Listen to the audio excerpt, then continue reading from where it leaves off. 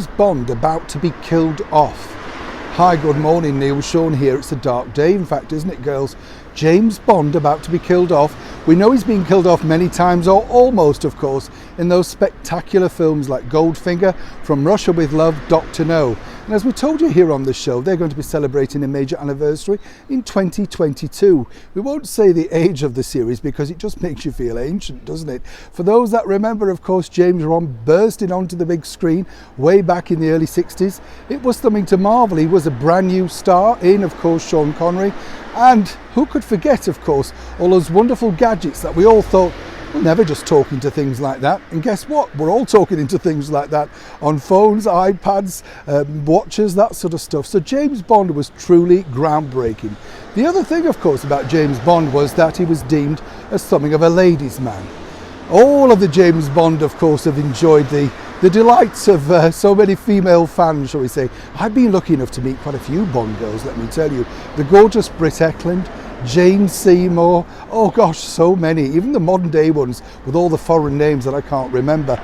Of course, the first one really was Ursula Andress, who created something of a sensation when she emerged from the sea in that wonderful bikini, which was then parodied, of course, by Daniel Craig emerging from the sea in those shorts. But we'll just park that there, shall we? Now, this brand new story is emerging because, as you know, James Bond is now owned by Amazon, who also bought MGM Studios. And we told you a while back that apparently James Bond, they wanted at least to look into turning it into a returning serial. That's something for the streaming giants to do. A stupid idea, quite frankly. But here's where it gets alarming, because according to very good sources, the main producer, Barbara Broccoli, who owns, of course, so much of the James Bond franchise, thinks that James Bond could become, get this, non-binary. I had to look it up. I never know what these things actually mean. But apparently he wouldn't be a ladies' man anymore. He wouldn't really have a definition. We're being polite here. Now, how daft is that? How to kill off your brand in one fell swoop. Part of the appeal, of course, I'm sure you'll agree, of James Bond is simply because he is James Bond. You never know what scrapes he's going to get into, who he's going to fall in love with, leave, of course, panting in his wake. That's the beauty of James Bond, plus all the gadgets. But sadly, in this 21st century world, could, of course, James truly become non-binary? And if he does, would you continue to watch it?